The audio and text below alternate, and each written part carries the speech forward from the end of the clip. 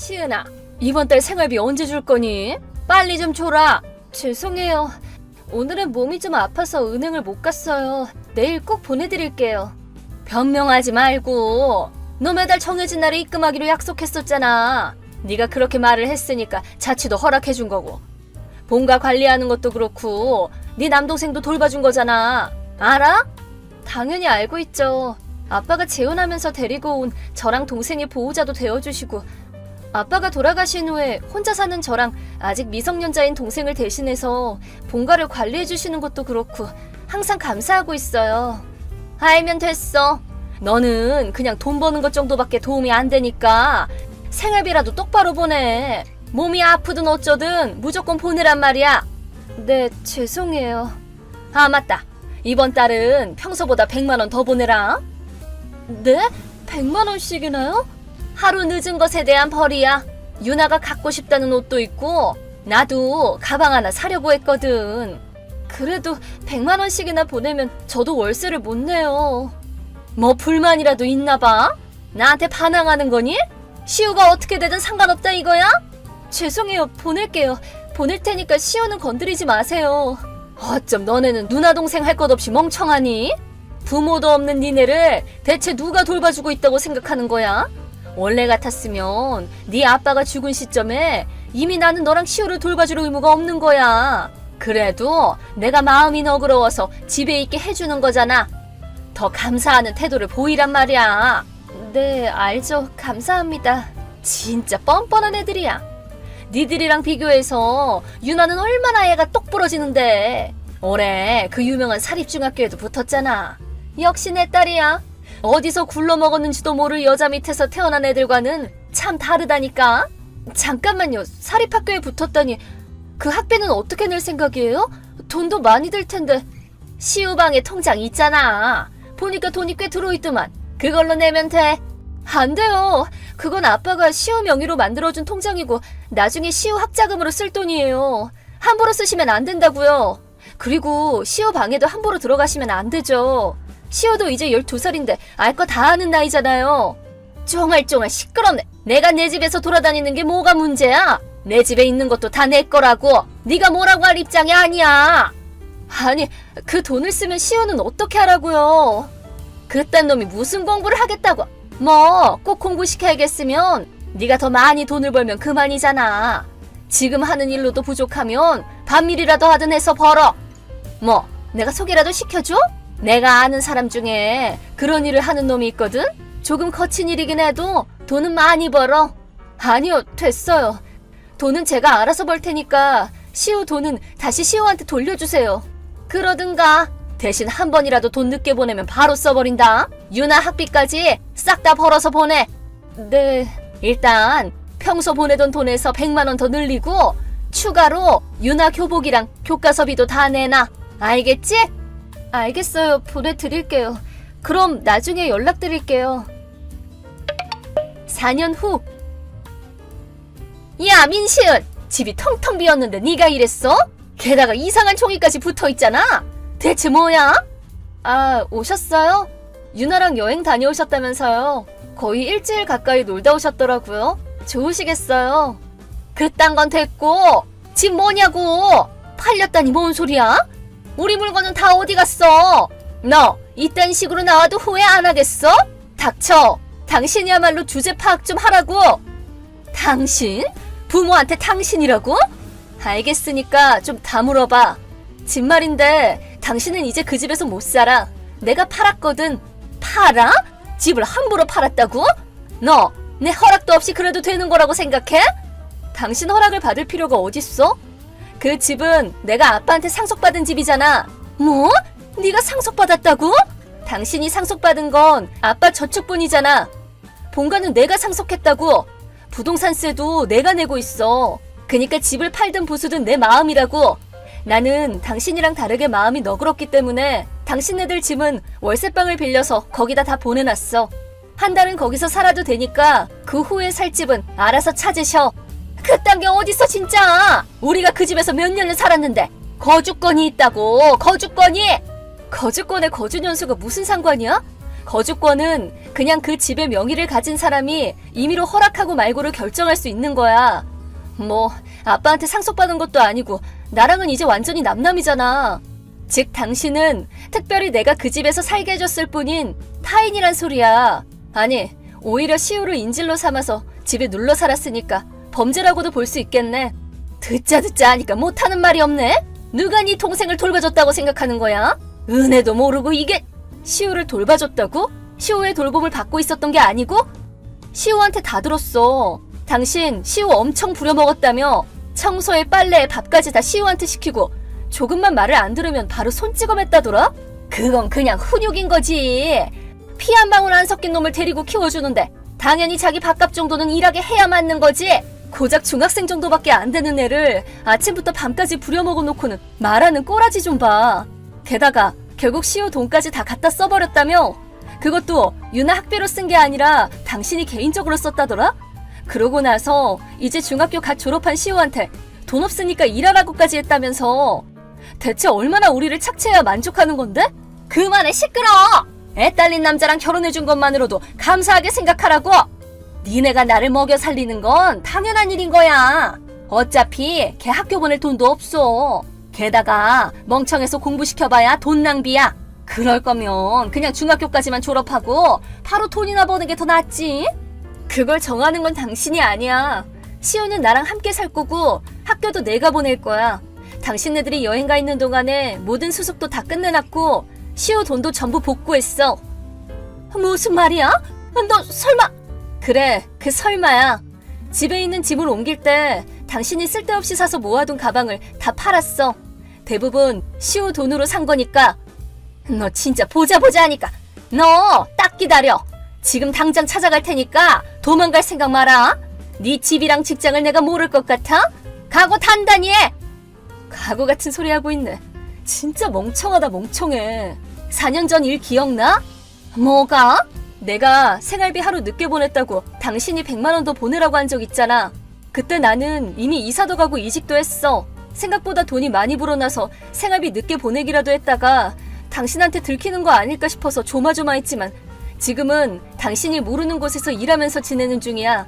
그러니까 굳이 그렇게 애쓰지 마. 어차피 내가 사는 곳은 알 수 없을 테니까. 나한테 빌붙을 수도 없을 거고. 뭐라고?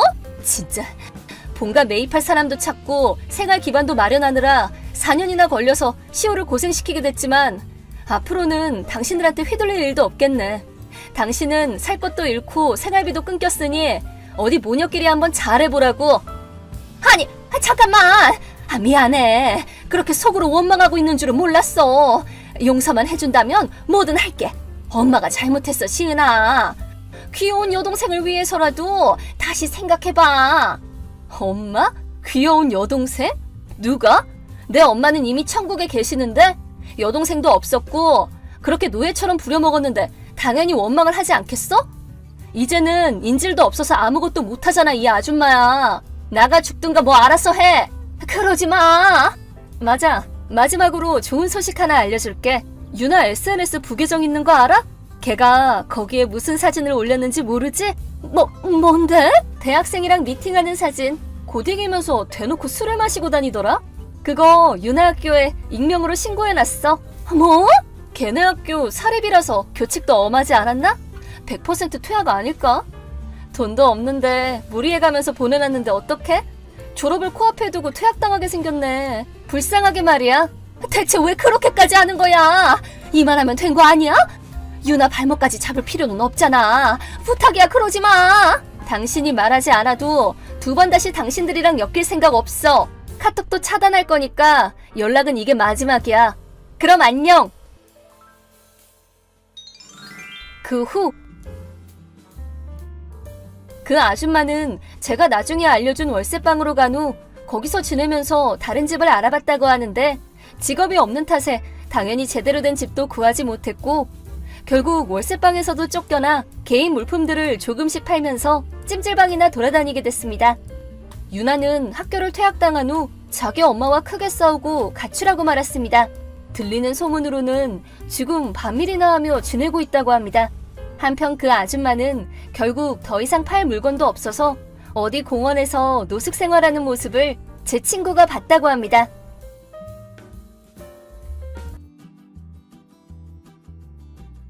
안녕하세요, 구독자 여러분. 구독과 좋아요는 채널 운영에 큰 힘이 됩니다. 안녕하세요. 서울에서 평범한 일상을 보내고 있는 33살 남성입니다. 예정대로라면 내년 봄 결혼식을 올릴 예정이었지만 지금은 병원 일에 집중하며 당당한 독신 생활을 하고 있어요. 상견례도 안 했고 결혼하자고 말만 오갔다가 아주 깔끔하게 헤어진 상태입니다. 알고 지낸 건 평생이고 연인으로서 만나고 헤어진 건 딱 10년이네요. 그 긴 세월이 찰나의 선택으로 마무리 지어진 게 참 아쉽습니다. 하지만 미련이 남는다거나 다시 시작해봐야겠다는 생각이 전혀 없어요. 저는 앞으로 제 인생을 살아가는 데 있어서 괜찮은 선택을 했다고 생각하는데 몇몇 친구들은 제 대처가 너무했다고 하는 사람도 있어서 여러분들의 의견을 들어보고자 합니다. 제 사연 들어보시고 솔직한 생각을 댓글로 달아주시면 마음 깊이 새기도록 할게요. 그럼 바로 사연 시작하겠습니다. 어머님, 안녕하세요. 저 윤호인데요. 혹시 슬기 집에 있나요? 우리 윤호구나. 슬기 학교 가지 않았을까? 아줌마는 볼일 보러 아침 일찍 나왔다. 아, 그렇군요. 그럼 제가 다시 연락해 볼게요. 왜 그러니? 우리 슬기랑 약속이라도 한 거야? 네, 오늘 아침에 같이 학교 갔다가 학원 상담하러 가기로 했거든요. 근데 아직 연락이 안 돼가지고요. 아, 맞다. 학원 상담이 오늘이었니? 안 그래도 내가 슬기한테 듣고 기억해둬야지 했는데. 아줌마가 좀 일찍 나왔어. 일을 어쩐다니? 그럼 아버님도 안 계시는 거죠? 그렇지. 슬기 아빠는 오늘 출장 갔고. 미안하지만 윤호야, 집에 가서 슬기 좀 깨워서 같이 갈래? 이사하시고 나서 비밀번호나 이런 걸 몰라가지고요. 그래도 제가 가는 게 좀 그러지 않나요? 에이, 하루 이틀 본 사이도 아니고 뭐 어떠니? 그나저나 이놈의 계집애가 어찌 맨날 늦잠인지. 그럼 비밀번호 알려주시면 제가 가볼게요. 아니면 경비실에 호출해서 들어갈까요? 공동현관은 들어간다 쳐도 집 비밀번호랑 달라서 아줌마가 메시지로 보내줄 테니까 들어가 봐. 그리고 매번 미안해. 아줌마가 신경 써야 하는 건데 우리 윤호 없었으면 어쩔 뻔했어? 아니에요. 친구끼리 서로 돕고 사는 거죠 뭐. 아무튼 고맙다 윤호야. 우리 슬기가 수고스러움을 좀 알아야 할 텐데. 다음에 엄마랑 우리 집에 한번 와. 아줌마가 맛있는 저녁밥 해줄게. 알겠지? 너희 엄마한테 안부도 좀 전하고. 아, 그리고 오늘 학교 수업 끝나면 슬기한테 맛있는 밥 얻어먹어라. 어제 아줌마가 카드 줬거든? 그걸로 사 먹어. 네, 그럴게요. 윤호야 연락했었어? 오늘 주말이잖아. 무슨 일이야? 야, 김슬기 오늘 토요일이라 보충 수업 있잖아. 그리고 학교 끝나고 같이 학원 상담 받으러 가야 하고. 왜 이렇게 전화를 안 받냐? 엄마야, 맞다. 내정 좀 봐. 아, 알람 맞춰놨는데 왜 못 들었지? 아씨, 어떡해? 나 지금 너희 집 거의 다 왔거든? 오늘 사복으로 등교해도 되는 날이니까 빨리 준비하고 나와. 1층에서 택시 잡고 기다리고 있을게. 너 아니었으면 어쩔 뻔했냐? 학교 늦는 거 아니겠지? 네가 조금만 빨리 내려오면 지각은 면해. 그래도 용케 이 시간에 일어난 게 어디야. 기사님한테 말해놓을 테니까 빨리 내려와. 알겠어, 고마워. 금방 내려갈게. 야, 상담 설문지랑 숙제 꼭 챙겨. 오늘 보충 수업 너 때문에 나도 같이 받는 거니까. 일부러 같이 듣는 거 알지? 알지. 내가 모르면 누가 알겠어. 아무튼 빨리 준비해서 내려갈게. 지각도 버릇이다 정말. 오늘 보충 수업 끝나고 점심은 네가 내라. 아줌마가 사 먹으라신다. 알았어. 저와 여자친구는 어린 시절 한 동네에서 같이 자란 소꿉친구입니다. 제가 아버지 사업 때문에 중간에 미국에서 몇 년 살다 고등학생이 되면서 한국으로 귀국했는데 그때부터 다시 붙어 다녔어요. 태어난 것도 2일 차이 나고 양가 어머님들끼리 오랜 친구기도 해서 정말 격의 없이 한 가족처럼 지냈어요. 여자친구는 해맑고 성격 좋고 발랄한 사람이었습니다. 생긴 것도 예쁘장해서 늘 인기도 많았고요. 금전적인 부분도 거론하자면 하고 싶은 거 다 하며 살 수 있는 충분히 여유 있는 상태고요. 그래서 그런가 가장 큰 단점이 하나 있는데 그건 바로 잠이 많다는 겁니다. 머리만 닿으면 잔다는 말 있죠? 딱 그랬습니다. 어렸을 때도 누가 업어가도 모를 정도로 한 번 자면 깊게 잠에 빠지곤 했었어요. 저는 나태한 게 싫고 계획적인 걸 좋아하는 성격이라 어렸을 때부터 늦잠을 자고 나은 적은 단 한 번도 없었어요. 누가 보면 이상하다 싶을 수도 있겠지만 앞으로 제 인생을 살아가기 위해선 저 스스로를 통제할 수 있어야 한다 생각했거든요. 아무튼 여자친구는 잠만 빼면 모든 게 완벽한 존재였습니다. 서로 티격태격하기도 하고 챙길 땐 챙겨주면서 힘든 고등학교 생활을 마칠 수 있었어요. 어떻게 맨날 잠만 자던 애가 대학은 좋은데 왔네? 내가 머리가 타고난 거지.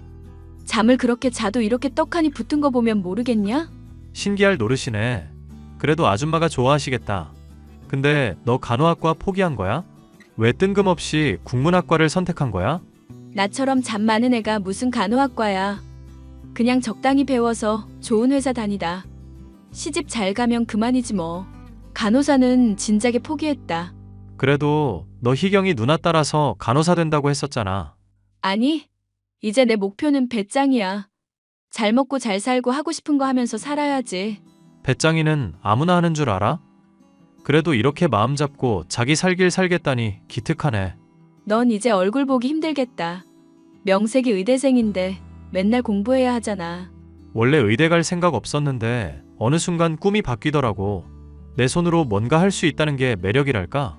내 능력으로 사람도 살려보고 싶고 세상에 도움이 되는 사람이 되고 싶거든. 멋진 말은 혼자 다 하네.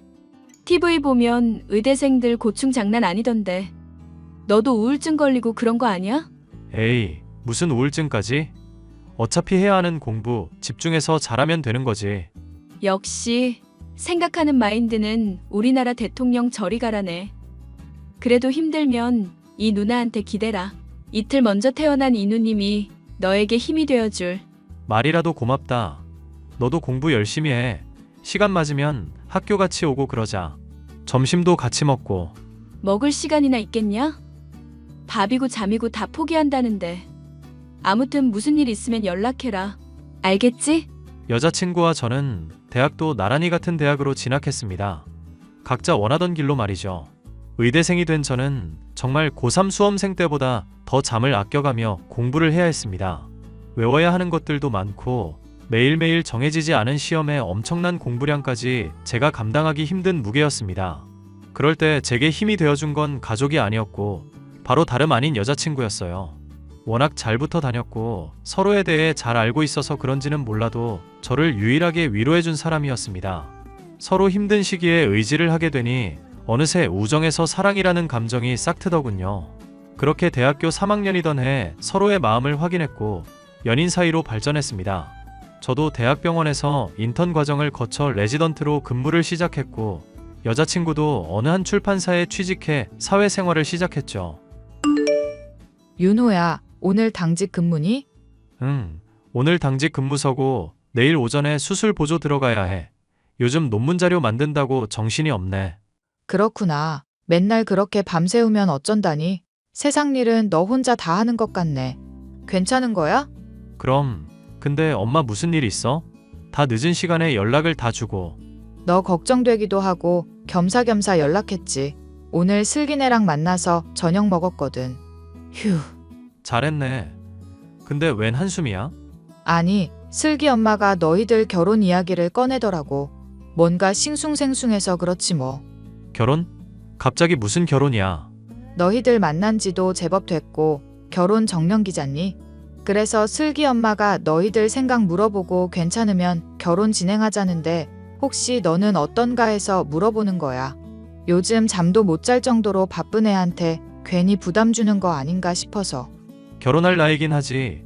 근데 우리 둘 다 이제 자리 잡고 있고 당장 뭘 하기엔 부담스럽지 않을까? 엄마도 그렇게 생각하거든. 둘 다 돈이 없는 집안도 아니고 금전적인 문제보다는 너희 둘이 결정해야 할 것 같네. 혹시 슬기랑 이야기해 본 적 있니? 딱히 결혼에 관해 이야기 나눠본 적은 없어. 서로 사회생활 하느라 바쁘잖아. 슬기 얼마 전에 취업한 거 알지? 그럼 알지. 취업 준비한다고 고생한 거 나도 봤는데 뭘. 그래도 좋은 직장 잘 잡아서 들어갔던데? 출판사 들어갔는데 할만한가 봐. 그럼 내가 슬기랑 이야기 좀 해볼까? 이번 주말에 만나기로 했거든. 그래, 그러는 게 좋겠구나. 이야기해보고 엄마한테 알려줘. 슬기야, 왜 이렇게 전화를 안 받아? 혹시 아직도 자는 거 아니지? 아, 나 지금 일어났어. 혹시 몇 시지? 지금 벌써 11시야. 우리 12시에 만나기로 했잖아. 점심 먹으면서 할 이야기도 있고. 혹시나 해서 연락했는데 아직도 자고 있으면 어떡해? 미안해. 내가 요즘 회사 생활에 적응한다고 긴장이 풀렸나 봐. 금방 준비해서 나갈게. 알았어. 얼른 나와. 나 점심 먹고 저녁에는 병원 와야 하거든. 알겠어. 미안해. 근데 무슨 이야기를 하려고 그렇게 분위기를 잡는 거야? 진지한 거야? 진지한 이야기지. 사실 엄마가 결혼 이야기를 하시더라고. 아줌마가 먼저 이야기 꺼내셨다던데. 너는 따로 들은 거 있어? 아니, 우리 만난 지도 오래된 거 아니깐 서로 마음 맞으면 결혼해도 나쁠 건 없다 했지. 근데 그렇게 호들갑을 떨 줄이야. 우리 나이가 결혼 정년기이긴 하잖아. 그래서 오늘 만나자는 이유도 그 이야기 좀 해볼까 해서야. 알겠어. 빨리 갈게. 왔어? 자기야, 내가 좀 늦었지? 깨운 지가 1시간 전인데 왜 늦었어? 아까 전화 받고 다시 잠들었지 뭐야. 미안. 회사 다니면서 계속 이런 패턴이면 너도 적응하기 힘들 거야. 조금 버겁더라도 제 시간에 일어나는 습관을 들여야지. 주말이니까 이해하지만 평일이어봐. 너 회사 다니면서 이미지 안 좋아지는 건 시간 문제라고. 아, 알았어. 만나자마자 잔소리야. 아무튼 자기는 결혼 생각은 있는 거야? 나도 따로 생각해 본 건 아닌데 결혼 얘기 듣고 생각해 보니 우리 서로 잘 맞는 것 같기도 하고. 그런데 같이 사는 게 지금까지 연애했던 문제랑은 차원이 다른 문제라 진지하게 더 생각을 해봐야 할 것 같아. 나는 긍정적으로 생각하고 있는데 너는? 나도 당연히 자기랑 결혼해야 한다고 생각했지. 그럼 부모님들한테 정식으로 인사드릴까? 당장 말고 조금만 더 생각해보자. 결혼이 일륜지대사라고 하잖아. 각자의 인생이 합쳐지는 건데 난 홧김에 결정짓고 싶지 않아서. 나 이번 논문 마무리 좀 하고. 그래, 그러자. 근데 같이 살면 많이 싸우기도 할 건데 자기가 극복해낼 수 있을지 모르겠네. 내가 워낙 규칙적인 생활을 하는 터라 당신이 조금 불편할 수 있잖아. 그게 뭐 대수라고. 서로 맞춰가면서 사는 거지. 그래. 좋게 생각해보자. 저희는 서로 결혼해도 나쁘지 않은 것 같다고 생각했습니다. 그때까지는 제가 힘든 시기에 버팀목이 되어준 여자친구에게 인생을 맡겨도 되겠다 싶었죠. 결국 저희는 결혼을 약속하게 되었고 양가 부모님들에게 정식으로 인사드리기로 했습니다. 하지만 걱정이 되는 게 있었어요. 바로 여자친구의 습관 때문입니다. 저야 워낙 잠도 없고 불시에 일어나거나 아침 일찍 생활하는 게 습관화되어 있어서 문제가 없었지만 여자친구는 잠이 많았거든요. 취업 준비를 하면서 입사한 지 얼마 되지 않았을 때까지는 제때 일어나고 잘 생활하는 것 같았습니다. 하지만 시간이 흐를수록 결혼을 준비하는 과정에서 여자친구의 장점보다는 단점이 계속 부각되더라고요. 자기야, 전화 좀 받아. 일어나긴 한 거야? 난 이제 병원 출근했는데. 응, 나 이제 일어났어. 무슨 일이야? 무슨 일? 오늘 중요한 회의 있다며. 지난번에 2번이나 지각해서 심할서까지 썼다며. 자꾸 이렇게 늦으면 큰일 난다. 헐. 어머, 내 정신 좀 봐. 아니, 왜 진작에 안 깨워줬어? 자기가 조금만 더 일찍 깨워줬으면 된 건데. 뭐라고? 내가 전화를 수십 통이나 했는데 안 받은 건 자기야. 그리고 왜 내 탓을 하는 거야? 아씨, 지금 물불 가릴 때야? 자기가 어떻게든 날 깨웠어야지. 고등학생 때는 우리 집까지 찾아와서 깨워줬으면서. 지금이 그때랑 같아? 각자 직장 생활하고 있고 우리 다 큰 성인이야. 지난번에 진찰이랑 만날 때도 늦고 결혼 박람회 가자고 해서 기껏 시간 냈더니 늦잠 자서 못 가놓고. 매번 이럴 거야? 내가 일부러 그런 거야? 몸이 피곤한 걸 어떡하라는 거야? 의사인 자기가 좀 신경 써주면 되지. 답답하다 답답해. 내가 그렇게 말했잖아. 이번에도 늦으면 삼진아웃이라며. 출판사라 시간 개념 챙겨야 한다고 자기가 말했으면서 본인 회사 다니는 거에 그렇게 열정이 없어서야 되겠어? 아, 짜증나. 왜 이렇게 잔소리가 심해? 너 원래 이런 애였어? 내가 괜히 뭐라고 하는 게 아니잖아. 생각을 좀 해보라고. 한 번이라도 제때 시간 지킨 적 있어? 어렵게 취직해놓고 잘리고 싶은 건 아닐 거 아냐. 누가 그렇대? 말을 왜 그렇게 해? 나 짜증나니까 연락하지 마. 내일은 내가 알아서 할게. 여자친구가 원래 잠이 많은 건 알겠습니다. 하지만 사회생활을 시작하고서부터 늦잠 자는 게 더더욱 심해졌어요.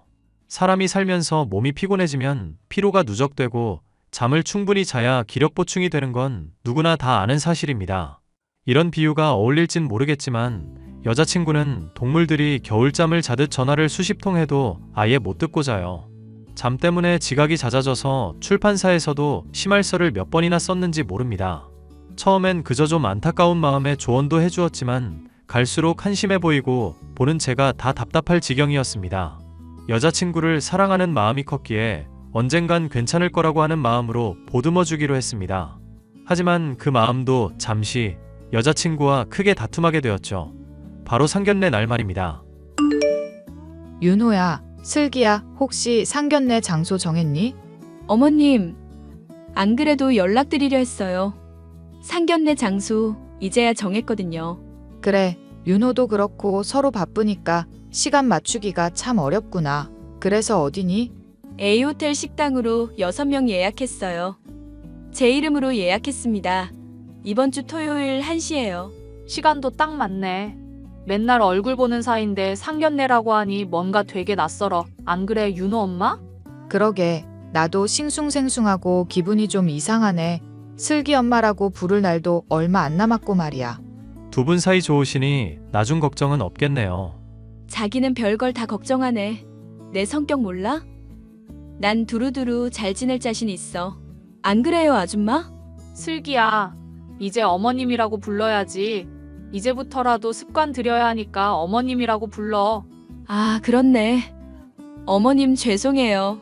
그럴 수 있지. 차차 적응해 나가면 되는 거야. 그나저나 윤호는 오늘도 바쁜가? 아니에요. 저 이제 막 수술 끝나고 나왔어요. 후배들 들어오고 전문의 시험 준비한다고 정신이 없네요. 결혼 시기를 잘못 잡은 거 아닌지 몰라. 잠도 제대로 못 잔다더니 괜찮은 거야? 건강 챙겨가면서 일해. 네, 그래야죠. 그날 시간 맞춰서 갈게요. 전 병원에서 따로 출발해야 할 것 같아요. 목요일이 당직이고 금요일에 논문 좀 마무리하고 가게요. 아휴, 정말 눈코 뜰 새 없이 바쁘구나. 어째 같이 사는데도 얼굴 보기가 힘드니. 시험만 끝나면 비교적 한가하니 괜찮을 거예요. 아무튼 모두 그날 뵙도록 해요. 늦지 않게 갈 테니까 걱정하지 마시고요. 며칠 뒤 상견례 당일이 되었습니다.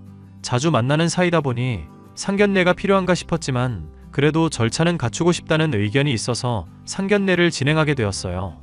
생각보다 일정이 빨리 끝나서 집에 가서 말끔하게 씻고 준비하고 부모님과 함께 약속 장소로 미리 와 있었습니다. 먼저 도착하는 게 예의가 아닌가 싶어 20분 전에 미리 도착해 있었죠. 긴장되고 떨리는 마음에 괜히 물만 마시며 기다렸고 시간 가는 줄 몰랐습니다. 여자친구 부모님께서도 자리하셨고 여자친구만 오면 바로 식사하고 대화를 나누면 될 것 같았죠. 하지만 약속된 시간이 지났음에도 불구하고 여자친구는 오질 않았어요.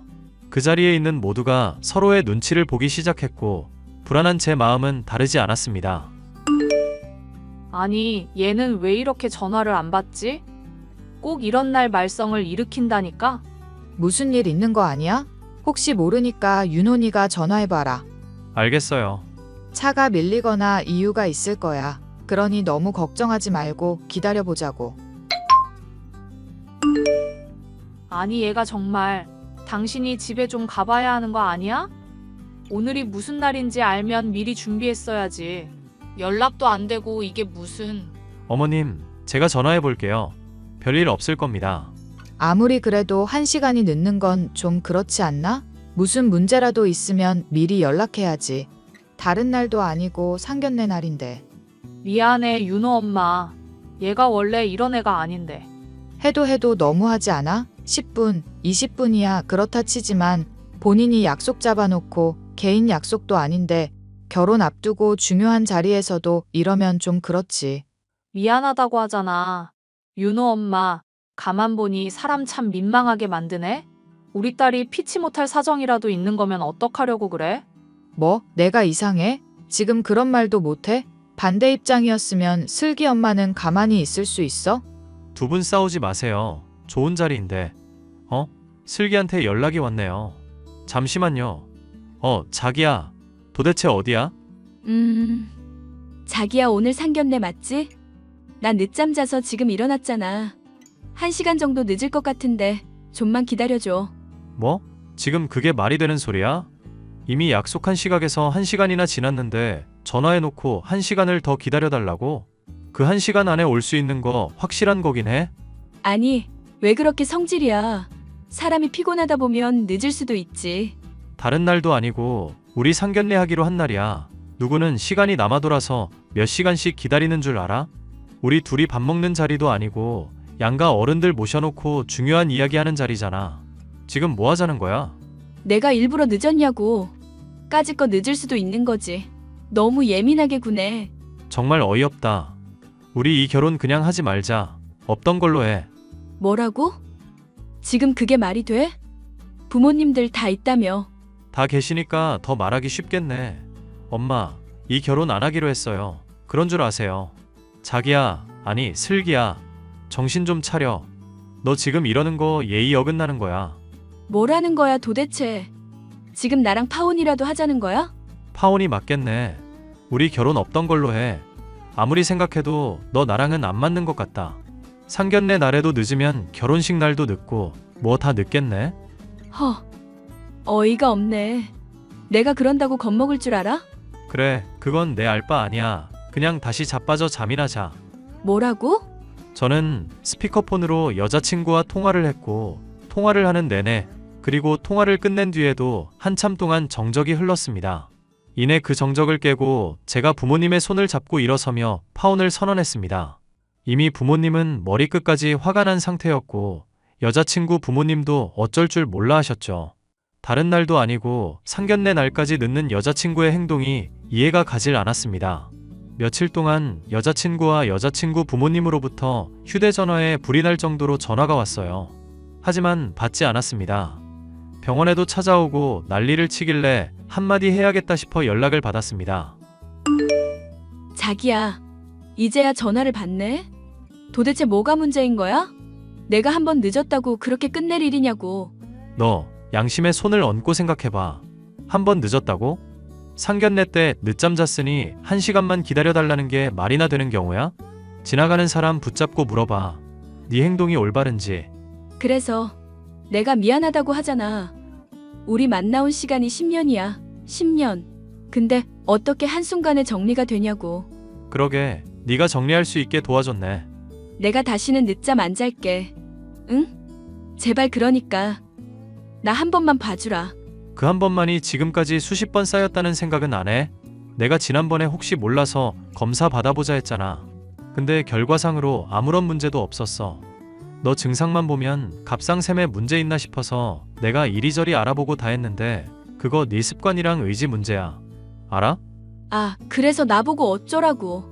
자도 피곤한 걸 나보고 어쩌라는 거야. 네 습관이 그러하면 앞으로 그려질 미래가 뻔하네.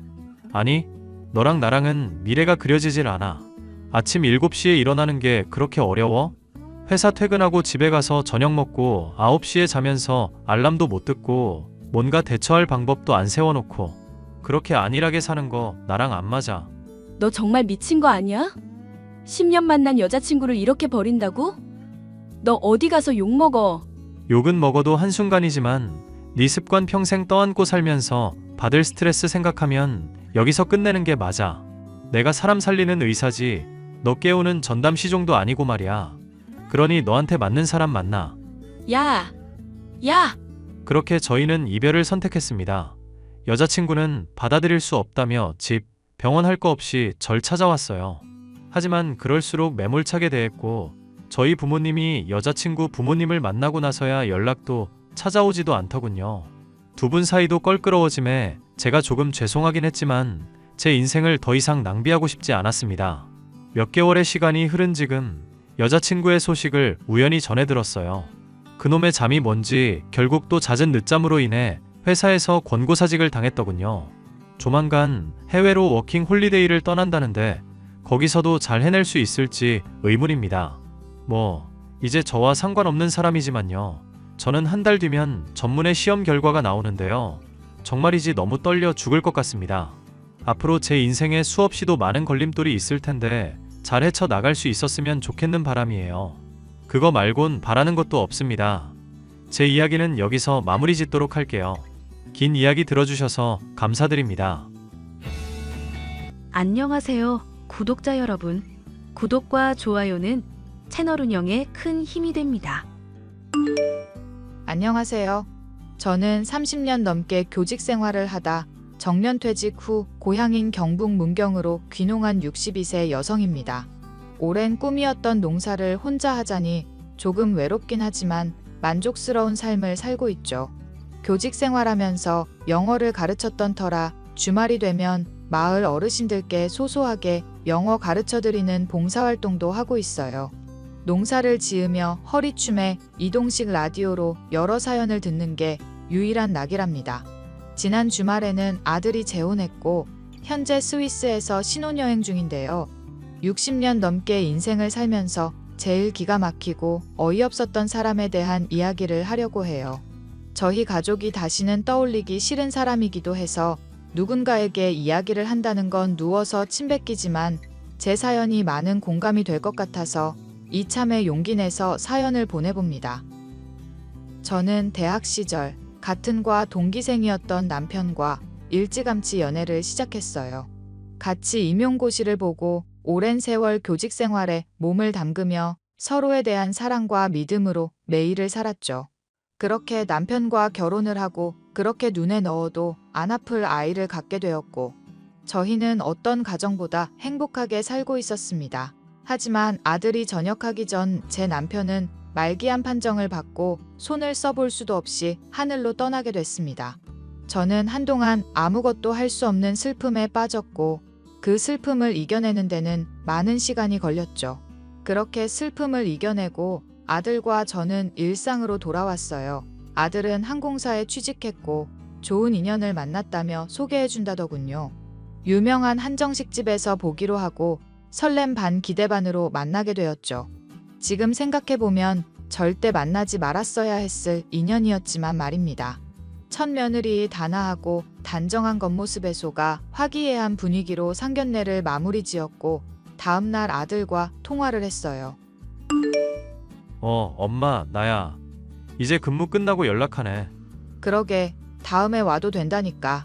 너 피곤하잖아. 아니야, 그 사람 일정도 맞추고 어제가 차라리 나았어. 나 장기 출장도 잡혀있고 그 전에 해치우려고 약속 잡은 거거든.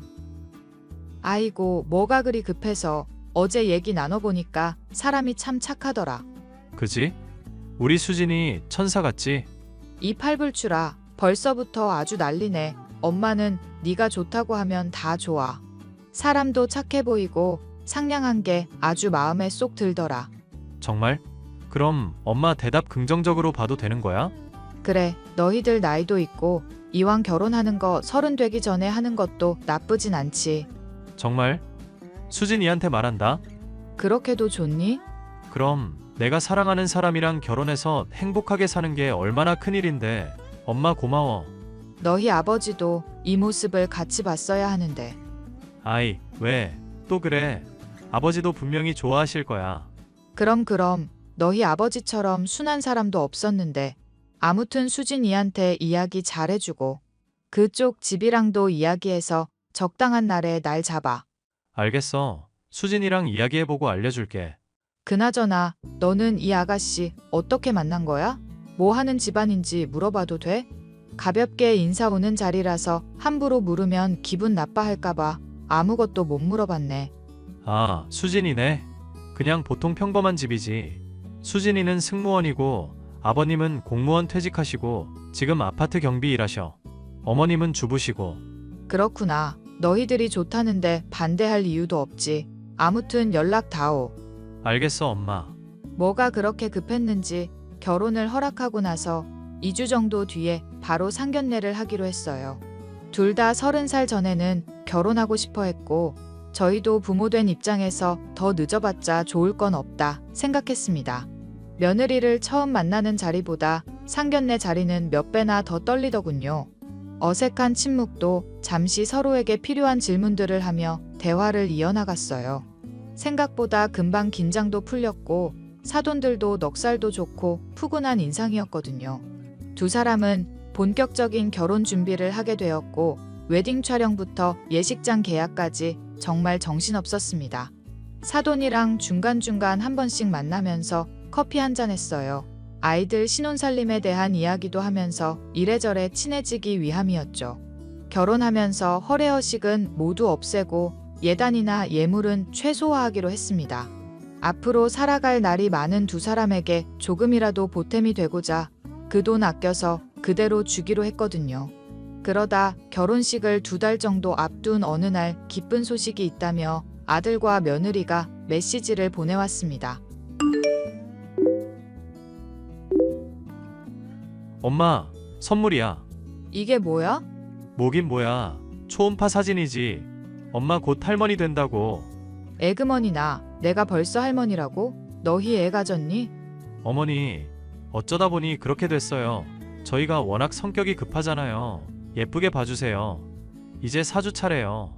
예쁘게 봐주고 말고가 어디 있어. 어휴 대단하다 우리 며느리. 몸 고생 좀 할 텐데 어떡한다니? 아직 저도 얼떨떨하지만 훈석 씨가 잘 도와줄 거라 믿어요. 걱정 마 수진아. 우리 아이 잘 키워보자. 이런 게 세상 다 가진 기분이라는 건가 봐. 팔불출아 못 말려 진짜. 아무튼 세아가 결혼 앞두고 장하다. 몸조리 잘하고 필요한 거 있음 말만 해. 어머니, 감사합니다. 아직 입덧도 없고 딱히 느낌도 없어요. 조금 시간 지나면 배도 나오고 그럴 텐데. 다른 거 생각하지 말고 오로지 아이만 생각하렴. 먹고 싶은 거 사고 싶은 거 너 하고 싶은 대로 다 해야 해. 임신 때 맺힌 원하는 평생 가니까 눈치 보지 말고 하고 싶은 거 다 하고 살아. 엄마, 수진이한테 너무 관대한 거 아니야? 관대는 무슨. 당연히 해줘야 될 건데 아이 낳고 기르는 게 얼마나 힘든 일인지 아니? 너 새아가한테 잘해야 해. 알겠어, 엄마. 수진이는 내가 잘 챙길게. 지금 수진이 계좌로 1,500만 원 보냈다. 어? 갑자기 무슨 돈을? 아기용품도 사야 하고 이래저래 필요한 게 많을 거잖니? 내가 대충 들어보니까 요즘엔 조리원도 예약제로 한다면서 임신 사실 알자마자 대기인지 뭔지 걸어야 겨우 조리원 입실할 수 있다더라. 미리미리 챙겨주는 거니까 그걸로 조리원도 빨리 계약해. 어머니, 너무 감사해요. 너무 많이 챙겨주셨어요.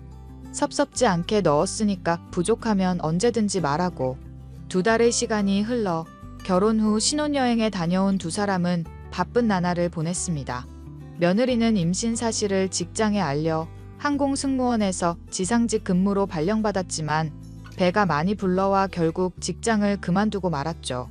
운동도 하고 취미생활도 하며 태교에 힘썼습니다. 그러고는 얼마 뒤 건강한 아들을 출산했어요. 그런데 말입니다. 며느리의 본성이 드러나기 시작한 건지 아이를 낳고 며느리의 태도가 조금씩 달라지기 시작했어요. 조리원에서 퇴소하고 나서 아들이 갑자기 육아휴직을 6개월이나 썼다는 겁니다. 물론 육아를 하는 데 있어서 남녀 구분도 없고 부부가 같이 해야 하는 거지만 며느리는 몸을 다 추스르지도 않았는데 답답하다는 이유로 친구들을 만나거나 단류하고 술을 마시기 시작했어요. 다이어트도 혹독하게 해서 몸에 딱 달라붙은 옷을 입거나 외박도 하고 자유분방한 태도를 보였죠. 처음에는 육아에 대한 스트레스를 받지 않게 하기 위해 별말 하지 않았어요. 하지만 시간이 지날수록 점점 과해지는 행동에 뭐라고 한마디 해야겠다 싶더군요. 아들에게 아이를 맡겨놓고 자주 외박도 하고 심지어 돈도 펑펑 써대기 시작했습니다. 아이 보느라 힘들지? 힘들긴 하지. 무슨 아기가 잠을 안 자. 원래 그땐 다 그런 거야. 그나저나 잠도 못 자고 고생해서 어쩐다니 우리 아들. 뭐 어쩌겠어. 내 자식인데 내가 고생해야지. 아휴 그럴 줄 알고 엄마가 너랑 세아가 보약 좀 지었다. 너 요즘 잠도 못 자고 얼굴 상태가 말이 아닐 거야. 뭐 그런 것까지 먹어. 너 잘 되라고 주는 거 아니야. 우리 손자 잘 키우라고 주는 거지. 고마워 엄마. 그나저나 아이가 자꾸 보채네. 얘는 왜 자꾸 울지? 말도 못하는데 당연히 울지. 그나저나 수진이는 또 어디 갔어? 왜 너만 애를 보고 있냐고. 뭐 볼 일 있다고 나간 거지 뭐. 육아 스트레스 안 주려고 나도 모른 채 하고 있는 거니까 엄마도 그냥 그러려니 해. 보는 내가 다 속상해서 그러지. 어쩜 밖으로만 나돌아다닌다니? 에이, 엄마, 다 그런 거지 뭐. 이럴 때라도 도와줘야지. 안 그래? 그러니 너무 염려마. 알겠어. 네가 그렇게 말하면 가만히 있어야지 뭐. 이따가 저녁에 넘어갈 테니까 너도 맛있는 것 좀 사 먹고 그래. 엄마가 아기 좀 봐줄 테니까. 아들은 괜찮다고 하지만 제 속이 다 타들어가겠더라고요. 저도 아들을 키워본 입장이라 육아가 얼마나 고된지 알아서 아들이 가엾어 보였습니다. 그래서 참으라는 아들의 말을 무시하고 며느리에게 연락했어요. 얘, 너 어디니? 어머니, 저 친구들 만나고 있어요. 왜 그러세요? 무슨 일 있으세요? 아니, 너는 도대체 아이 엄마라는 사람이 허구한 날 외박에 술에 뭐 하는 짓이니? 네? 이게 뭐 어때서요? 그이랑 합의 보고 아이 맡기고 나오는데 문제될 게 있나요? 그이가 아이 보고 있잖아요. 그래도 그렇지. 같이 돌봐야지. 너는 맨날 외박에 술에. 이게 이해가 가는 행동이니? 어머니, 혹시 꼰대짓 하려고 하시는 거 아니죠? 제가 일부러 밖에 나오는 줄 아세요?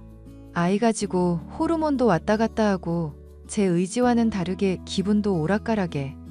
집에 있으면 우울증 걸릴 것 같은데 이렇게라도 해야지. 어쩌겠어요? 너 말이면 다인 줄 아니? 내가 꼰대처럼 보일진 모르겠는데 네가 낳은 아이야. 그럼 정성을 보여야지. 왜 훈석이한테만 짐을 지게 하니? 아, 어머니 그만 좀 하세요. 지나치게 간섭하시는 것도 스트레스 불러오거든요. 뭐라고? 그만 좀 하시라고요. 그이랑 이야기하고 나오는 건데 왜 어머니가 뭐라고 하세요?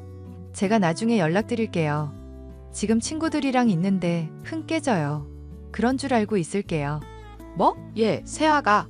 며느리는 일방적으로 저와의 대화를 차단했고 속에서 열불이 났지만 정말 스트레스 받으면 어쩌나 하고 가만히 있을 수밖에 없었어요.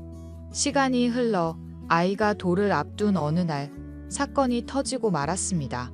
아들이 복직을 앞두고 있었는데 불가피하게 육아휴직을 한 달 정도 더 연장해야 하는 상황이 와서 회사에 갈 일이 있었어요. 아이를 며느리에게 맡겼는데 낮에 아이를 재우고 친구들이랑 술 약속이 있다며 아이를 두고 나간 거 있죠? 저도 시장에서 장을 보고 있는데 평소 왕래를 자주 하던 옆집 아주머니가 연락을 해온 겁니다. 아이가 자지러지게 우는데 그칠 줄을 모른다며 집에 아무도 없는 것 같다며 빨리 와보라고 하더군요. 저는 이게 무슨 일인가 싶어 장 보던 거 그대로 던져두고 황급히 아들네 집으로 갔습니다. 세상에, 아이가 열이 불덩이에 온몸을 덜덜 떨고 있었는데 이대로 두면 큰일 날 것 같더라고요. 아이를 급하게 들쳐안고 근처 응급실로 달려가서 치료받았습니다. 급성폐렴에 갑작스러운 열경련이 온 거였고 며칠 입원해야 한다는 소리에 계속해서 아들과 며느리에게 연락을 했죠. 그러고는 한참 뒤 저녁 늦게 아들에게 연락이 왔는데 휴대폰이 고장나 이제 겨우 고쳤다며 무슨 일이냐길래 자초지종을 설명했습니다. 그리고 며느리는 여전히 연락 두절이었고요. 급한 대로 아들이 병원에 입원짐을 싸서 왔습니다. 아침이 되어서야 며느리가 연락이 닿았는데 전화를 받았더니 술 취한 목소리더라고요. 얘 세아가 내가 얼마나 전화를 했는데 왜 이렇게 연락이 안 되는 거니? 왜 연락하셨는데요? 저 친구들 만나러 나왔었죠. 아이 혼자 두고 어떻게 나갈 생각을 하니? 너 제정신이야? 아, 그이가 6시면 온다고 해서 아이 낮잠 자고 일어나면 그 시간이니까 다 준비해놓고 간 거죠. 뭐가 잘못됐어요? 잘못돼도 한참 잘못됐지. 아이를 두고 집을 비우는 엄마가 어디 있어? 옆집 아줌마 아니었으면 정말 큰일 날 뻔했다. 왜요? 아이가 열이 펄펄 끓고 경련까지 하고 내가 응급실 데려갔기에 망정이지. 지금 훈석이가 애 데리고 입원해 있다. 네? 입원이요? 아무렇지도 않았는데? 아무렇지 않긴. 애가 급성폐렴에 열이 그렇게 있는데 어휴 내가 그때만 생각하면 죄송해요. 괜찮아서 아픈 줄 몰랐어요. 그나저나 어머니, 얼마 뒤면 우리 집 장손 돌인데 선물은 큰 걸로 준비하셨죠? 아, 그러고 보니 벌써 시간이 그렇게 지났네. 돌잔치는 할 거니? 그럼요, 해야죠. 근데 코로나 때문에 아직은 고민 중이고요. 어머니 선물은 뭐 주실 거예요? 글쎄다. 보통은 금반지나 목걸이 해주던데 따로 원하는 게 있니? 더도 말고 덜도 말고 딱 5천만 해주세요. 그 정도 못 해주면 우리 장손 못 볼 줄 알아요.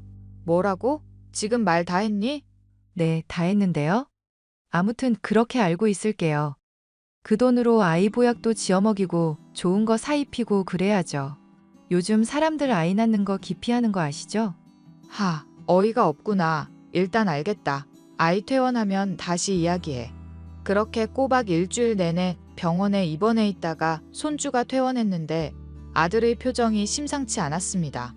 아이가 아파서 속이 상해서 그런가 싶었는데 퇴원하고 저를 붙잡아 이야기하는데 충격적이더라고요. 글쎄 입원하고 피검사도 하고 여러 가지 검사를 했는데 그동안 알고 있던 손주의 혈액형이 자기가 알고 있는 혈액형이 아니라는 겁니다.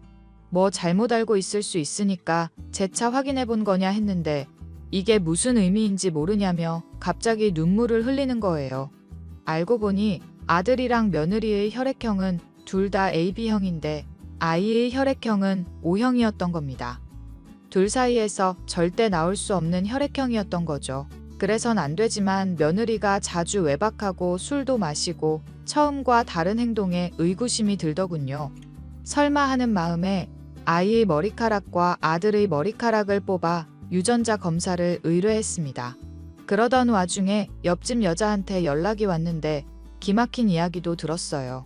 아들이 밤샘 근무나 출장으로 집을 비울 때 웬 남자가 집에 드나들었다는 겁니다. 기막힌 상황에 아파트 CCTV며 그 집에서 택배 도난 때문에 달아둔 CCTV를 보게 되었는데 사실이더군요. 한참을 곰곰이 생각해 보는데 며느리가 바람을 피운다는 것 말고는 어떤 말로 표현도 안 됐고요. 조심스레 사람을 시켜 뒷조사를 했는데 제가 의심하던 상황들이 모두 맞아떨어지는 거 있죠. 결혼하기 전부터 바람을 피우고 있었고 아이도 그 남자아이였어요. 그래서 신혼집에 그 남자가 아이를 보러 들락날락했던 거고요. 저는 이 기막힌 상황에 도저히 가만히 있을 수 없어 아들 부부에게 연락했습니다. 훈서가, 세아가, 내가 너희들한테 할 말이 있구나. 어머니, 무슨 일이세요? 아, 지난번에 돌 선물 주시려고요? 정말로 주실 거예요? 선물 같은 소리 하네. 내가 왜 그 돈을 너한테 주니? 어머, 그 말 후회 안 하시겠어요? 우리 장손 안 보여드릴 건데. 안 봐, 이 정신 나간 년아. 뭐라고요? 지금 저한테 욕하셨어요? 여보, 어머니 왜 이러셔? 당신 사실대로 말하면 지금이라도 용서해 줄게. 대신 이혼은 해야 할 거야. 갑자기 무슨 소리야? 내가 이혼을 왜 해? 그리고 무슨 사실을 말하라는 건데? 너 이럴까봐 내가 증거 가져왔다. 아, 저 사람 제 친구예요, 어머니. 집에 아이 보러 왔다가 선물도 주고 가고 이웃도 아는 사람인데요. 거짓말하지 마. 아이 혈액형이 우리 사이에서는 나올 수 없는 거던데. 아, 혈액형? 병원에서 검사 잘못한 거겠지. 그걸 왜 내 탓을 해? 정확한 거 맞아? 빼도 박도 못해 이년아. 남의 아이 데려와서 감히 우리 집안 핏줄이라고 속여? 어머니, 지금 뒷조사하셨어요? 이거 명예훼손인 거 아시죠? 당신 그만해. 이미 다 드러난 사실인데 엄마한테 그딴 식으로 말하지 마. 우리 깔끔하게 이혼하자. 뭐? 누구 맘대로 이혼이야? 어머니, 이거 다 오해예요. 일단 돌 선물부터 주세요. 너 정신 안 차릴래? 우리 손주도 아닌 애한테 선물을 왜 줘? 당장 이혼하거라. 조만간 이혼 서류 보낼 테니까 그렇게 알고 당장 짐 싸서 나가. 내가 지금 집으로 갈게. 일단 대화를 좀 하자. 대화할 것도 없어. 유책 사유는 명백히 너한테 있으니까 위자료를 받아도 내가 받아야 하는 거야. 왕창 뜯기고 싶지 않으면 닥치고 짐 싸서 나가. 여보, 한 번만 봐줘. 내 말 좀 들어봐. 응? 여보, 여보. 아들은 그 길로 변호사를 선임해 이혼 소송과 상간남 소송을 걸어버렸습니다. 사돈들에게도 이와 같은 사실을 모두 전했고 자신들이 자식을 잘못 키웠다며 저희에게 사과를 하더군요. 아들은 큰 충격에도 불구하고 며느리에게 위자료로 5천만 원을 받아냈고 상간남한테도 1,500만 원의 보상금을 받았습니다. 끝까지 자신은 억울하다던 며느리는 사돈들에게 붙잡혀 친정으로 돌아갔고 손주였던 그 아이는 상간님이 데리고 갔어요. 끈질기게 저희한테 연락을 해왔지만 사돈어른이 다시는 연락하는 일 없을 거라며 평생 속죄하며 살겠다고 하고는 그 뒤로는 찾아오지도 연락을 하지도 않더라고요. 아들은 마음의 상처를 입은 상태로 회사에 복직했고 한동안 술만 마시며 힘들어했습니다. 시간이 약이라고 점차 스스로를 다독이던 아들은 마음을 추스르고 오겠다며 해외로 장기 연수를 떠났어요. 3년이라는 시간이 흘렀고 비슷한 상처를 가진 인연을 만나 얼마 전에 재혼했답니다. 저는 정년퇴직해서 고향인 문경으로 귀농해서 농사를 짓고 살고 있고요. 정말 파란만장했던 일이 아닐까 싶은데요. 살면서 이런 일 겪는 것도 복이라고 해야 할지 경험이라고 해야 할지 의문이네요. 그래도 1년 가까이 끼고 살았던 아이라 가끔 생각은 나지만 괘씸한 며느리를 생각하면 그 아이마저도 미워지네요. 앞으로는 저나 아들이 행복하기만을 바라며 살 거예요. 그 아이도 좋은 환경에서 행복하게 자라나길 기도해 줄 겁니다. 한때 정을 나누었던 작고 소중했던 녀석이 자라면서 상처받지 않길 바랄 뿐이에요. 제 사연은 여기까지고요. 많은 공감이 되셨다면 응원의 댓글 부탁드립니다.